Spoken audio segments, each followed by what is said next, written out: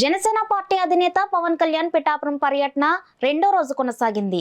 ఇందులో భాగంగా పాదగయ క్షేత్రం కుకుటేశ్వర స్వామి దేవస్థానానికి వెళ్లి కుకుటేశ్వర స్వామిని, రాజరాజేశ్వరి, పురోహితిక అమ్మవార్లను, స్వయంభూ దత్తాత్రేయ స్వామి వారిని దర్శించుకుని ప్రత్యేక పూజలు జరుపుకున్నారు. అక్కడి నుంచి దత్తాత్రేయ స్వామి ప్రథమ అవతారమైన శ్రీపాద శ్రీ వల్లభ మహాసంస్థాన క్షేత్రానికి వెళ్లి దత్తాత్రేయ, శ్రీపాద శ్రీ వల్లభ స్వామి వార్లను దర్శించుకుని ప్రత్యేక పూజలు చేసుకున్నారు. ఆలయ అర్చకులు, వేద పండితులు పవన్ కళ్యాణ్ కు ఆశీర్వచనాలు, స్వామివారి ప్రసాదం అందజేశారు. అనంతరం పిఠాపురం సామలకోట రోడ్లో నూతనంగా నిర్మించిన జోకా వెంకటరమణ యాదవ్ కు చెందిన జేజీఆర్ హాస్పిటళ్లను పవన్ కళ్యాణ్ ప్రారంభించారు.